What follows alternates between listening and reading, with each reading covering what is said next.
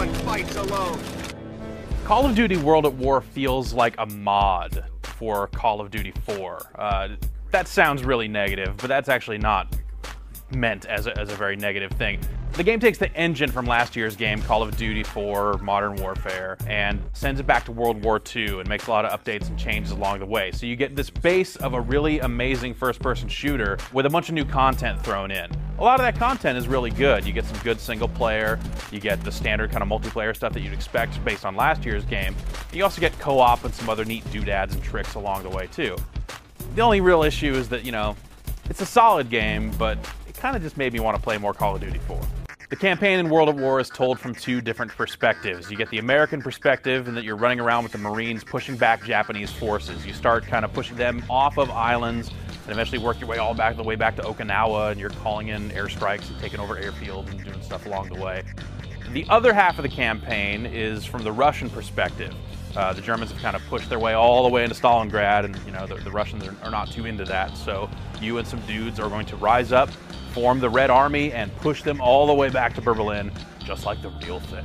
The campaign is of a high quality, and it's broken up pretty nicely. There's a vehicle section or two in there, and you can also play this campaign cooperatively, which is new. You and up to 3 friends can get together and play, and you can set up a bunch of different things to kind of adjust the experience a little bit. The other co-op mode is a Nazi zombie mode, which doesn't necessarily fit in with the rest of the game, but it's what you get when you beat the game. It unlocks, and you can actually play this by yourself if you want to, but you won't do very well if you do. It's definitely meant for 4 players, and it's kind of just a weird little throwaway mode. There's really only one map, there's not a lot of variety to it, but it's kind of compelling. You basically are holding down the inside of a house, and there are zombies trying to get in who are also Nazis, and if they get to you, they kill you. So you're constantly trying to keep them out. They come in waves. By killing them, you earn money that you can use to spend on weapons to kind of keep the fight up and stuff like that. It's a neat diversion, but it is a diversion. It's definitely not the main part of the game. Then there's the multiplayer, the actual competitive multiplayer, and here you've got 13 maps to choose from, and basically you get a lot of the same modes that you found in Call of Duty 4, but you get a new mode like War, which is kind of a set of flags spread across a map, and you kind of push your way from one end to the other. So you constantly have people both trying to capture the same flag to kind of push in one direction or the other. It's kind of a neat change. It's a pretty good mode, but you know, headquarters. Dude, headquarters is still the mode. All the while, you'll be earning experience points when you're playing in public games, and these can be used to level up. As you level up, you'll unlock more weapons, and then as you use those weapons, you'll unlock things like suppressors or flash hiders for better stealth gameplay, you know, aperture sights and stuff like that.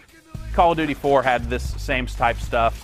Here you are seeing it from kind of the World War II perspective. It's a pretty good matchup of, you know, the same types of things. The real difference is when you get a 7-kill streak, instead of being able to call in a helicopter, now you call in dogs.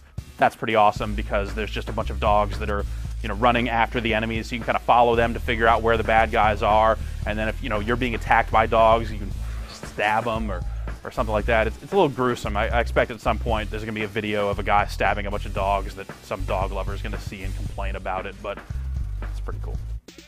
You can also configure your soldier for competitive multiplayer with different perks, and these have different types of effects that are pretty balanced. You can't really go too crazy in one direction or the other. Some of these return from last year's game, stuff like Juggernaut and Martyrdom, and then you also have vehicle perks. There are vehicles on the battlefield in 4 of the 13 maps that come with Call of Duty World at War, and they're tanks. So you can get in tanks and have a vehicle perk like, you know, better speed on the turret, or, you know, have the turrets cool down a little faster so you can fire more frequently and stuff like that. For my money, I prefer the maps that don't have the tanks. There's an increased player count in Call of Duty World at War compared to last year's game, but even when you fill up a game, the levels with the tanks just feel a little bit too big. I felt like I was kind of just seeking out the action more than actually engaging in the action on some of these maps, and that was kind of a downer. That's a your mileage may vary sort of thing, because if you're the type of person that likes to play the big objective-based maps, you're going to want, you know, these big flag maps, and you can lay down with a sniper rifle or something like that, and those big maps are definitely good for sniping. I don't like snipers, so not my thing. Probably the big thing that permeates all of Call of Duty World at War is fire. The flamethrower plays a very large role in the campaign.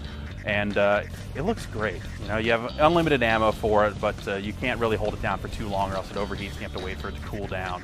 There are a few parts when you're playing on the American side where you kind of get the chance to stick it in a bunker and just blast everybody, and it just looks cool. The only downside is like when you're actually burning soldiers, that doesn't look quite as cool as it should, but you know, it works well enough. You can burn up some of the vegetation and stuff like that, so if there are like snipers in the trees, you can just, rather than looking up and shooting them, you just set the tree on fire and get them, which is kind of clever. If you play the multiplayer long enough, you can eventually unlock that flamethrower for use, but I suspect that it would only really come in handy on the smaller map. So Call of Duty World at War is a very solid first-person shooter, pretty much across all of its modes. It's really hard to find too much fault with it other than, you know, it's just not quite as good as Call of Duty 4 was. There are definitely some aspects of it that are better, but maybe some aspects that are a little worse as well. Maybe it just comes down to personal taste, whether you have you know, whether you want to go in and play that kind of World War II themed first-person shooter or not, but, you know, I'd probably stick with last year's game.